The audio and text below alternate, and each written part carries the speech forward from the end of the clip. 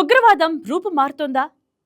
కాలానుగుణంగా టెక్నాలజీని వాడుకొని కొత్త మార్గాల్లో పయనిస్తోందా?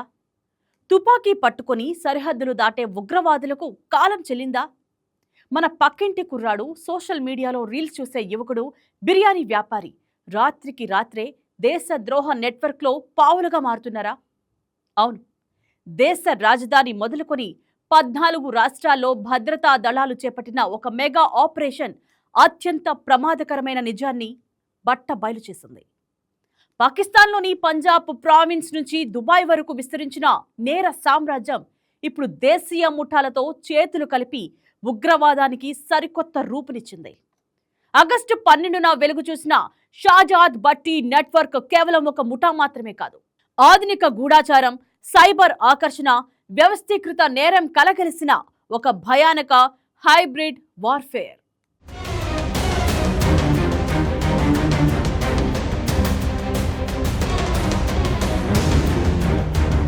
స్వాతంత్ర దినోత్సవానికి కొద్ది రోజుల ముందు కేంద్ర హోం మంత్రిత్వ శాఖ ఆధ్వర్యంలో కేంద్ర ఏజెన్సీలు, రాష్ట్రాల పోలీస్ బలగాల సమన్వయంతో దేశవ్యాప్త మెరుపుదాడులు నిర్వహించాయి.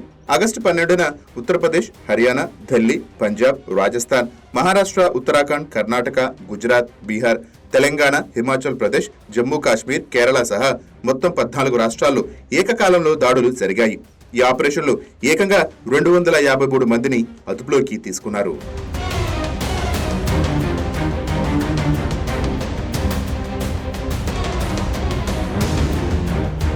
ప్రస్తుతం 80కి పైగా ఎఫ్ఐఆర్లు నమోదు కాగా 200 మందికి పైగా అరెస్టులు రికార్డు అయ్యాయి. చట్టవిరుద్ధ కార్యకలాపాల నిరోధక చట్టం యుఏపీఏ, భారతీయ న్యాయ సంహిత బిఎన్ఎస్, ఆయుధాల చట్టం, ఎన్డీపీఎస్ చట్టం, పేలుడు పదార్థాల చట్టం కింద ఈ కేసులు నమోదు అయ్యాయి. ఈ సోదాల్లో ఐఈడీలు, పిస్టల్స్, లైవ్ మందుగుండు సామాగ్రి, పాకిస్తాన్ ఆర్డినెన్స్ ఫ్యాక్టరీ పీఓఎఫ్ మార్కు ఉన్న గ్రెనైడ్లు, గూఢాచార్యం కోసం వాడిన అత్యాధునిక సీసీటీవీ పరికరాలను స్వాధీనం చేసుకున్నారు.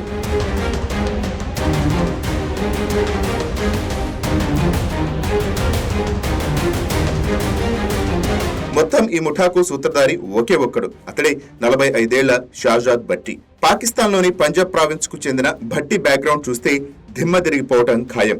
2013లో పాకిస్తాన్ పోలీసుల రికార్డుల ప్రకారం ఇతనిపై దొంగతనాలు, దోపిడీల కేసులు నమోదు అయ్యాయి. ఆ తర్వాత మరింత తీవ్రమైన నేరాలకు పాల్పడి దుబాయ్కి పారిపోయాడు. అక్కడ వ్యాపార ముసుగులో అంతర్జాతీయ నేర నెట్వర్క్ లో పాటు ఐఎస్ఐ హ్యాండ్లర్లతో సంబంధాలు ఏర్పరచుకున్నాడు.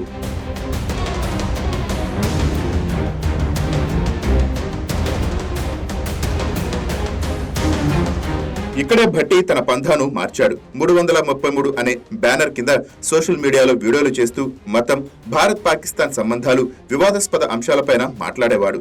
తనను తాను ఒక వ్యాపారవేత్తగా, సామాజిక కార్యకర్తగా, వ్యాఖ్యాతగా ప్రొజెక్ట్ చేసుకున్నాడు. ఈ ఆన్లైన్ ఇమేజ్ ద్వారా సాంప్రదాయ ఉగ్రవాదంతో ఎలాంటి సంబంధం లేని సాధారణ యువతను సులభంగా ఆకర్షించగలిగాడు.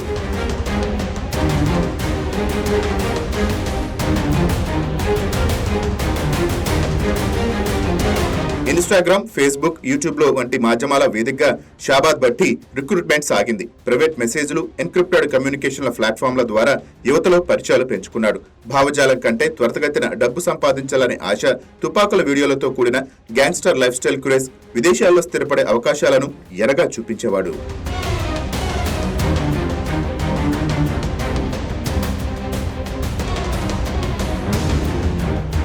రిక్రూట్ అయిన వారిలో బిర్యానీ వ్యాపారి, అల్లం అమ్ముకునే వ్యక్తి, వడ్డీ వ్యాపారి వంటి సాధారణ ఉద్యోగాలు చేసే పేద, మధ్యతరగతి యువకులు ఉన్నారు. ప్రారంభంలో ప్రచారం లేదా పోస్టర్లు వేయటానికి చిన్న మొత్తాలు చెల్లించి ఆ తర్వాత పోలీసులపై దాడులు చేయటం వంటి పెద్ద పనులు, భారీ మొత్తాలు ఆఫర్ చేస్తూ క్రమంగా వారిని నేర ఊబిలోకి లాగాడు. తెహరక్ ఏ తాహరిక్ ఏ తాలిబాన్ హిందుస్థాన్ పేరిట ఢిల్లీ, ఫరీదాబాద్ లో పోస్టర్లు వేయించాడు. దాడుల వీడియోలు ఆన్లైన్లో సర్క్యులేట్ చేయించడం ద్వారా ప్రచార యుద్ధానికి తెరలేపాడు.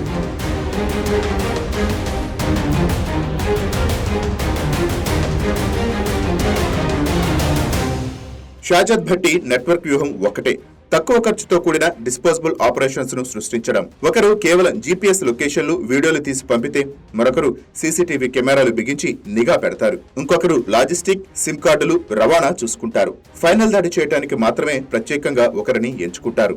ఎవరికి వారే స్వతంత్రంగా వ్యవహరించడం వల్ల ఒకరు పట్టుబడిన మొత్తం నెట్వర్క్ బయటపడదు. హోంమంత్రిత్వ శాఖ వెల్లడించిన దాని ప్రకారం నిఘా, టార్గెట్ ఎంపిక, లాజిస్టిక్, చెల్లింపులు అన్ని సరిహద్దుల ఆవల నుంచి జరిగాయి. పోలీస్ స్టేషన్లు, రక్షణ స్థావరాలు, రద్దీగా ఉండే ప్రాంతాలు, మతపరమైన ప్రదేశాలపైన సీసీటీవీల ద్వారా రహస్య సమాచారాన్ని సేకరించడమే వీరి ప్రధాన లక్ష్యం.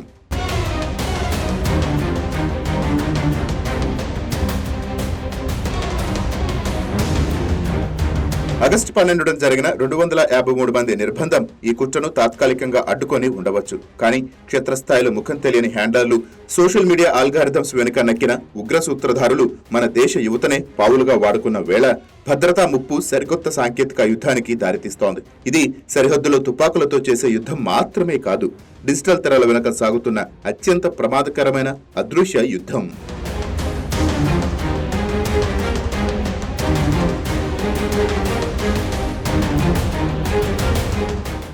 ఉగ్రవాదం అంటే ఒకప్పుడు తుపాకీ, బాంబు, సరిహద్దు దాటి వచ్చే చోరబాట్లు.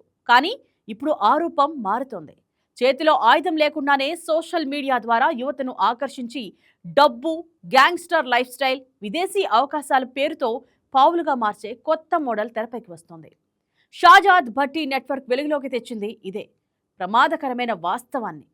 ఒకవైపు సైబర్ ప్రపంచం, మరోవైపు వ్యవస్థీకృత నేరం, ఇంకోవైపు సరిహద్దుల ఆవల నుంచి అందే సహకారం. ఈ మూడు కలిస్తే ఉగ్రవాదం మరింత కనిపించకుండా మారుతుంది. ఆగస్టు 12 ఆపరేషన్లో 100 మందిని అదుపులోకి తీసుకున్న అసలు సవాలు ఇక్కడితో ముగియదు. ఎందుకంటే శత్రువు ఇప్పుడు సరిహద్దుల్లో మాత్రమే లేడు, మన చేతిలోని మొబైల్ స్క్రీన్లో కూడా ఉండొచ్చు. అందుకే భద్రతా సంస్థలకు ఇది కేవలం ఒక ముఠాను ఛేదించే ఆపరేషన్ కాదు, డిజిటల్ యుగంలో మారుతున్న ఉగ్రవాద రూపాన్ని గుర్తించి దాని మూలాలను కట్టడి చేసే పెద్ద పోరాటం.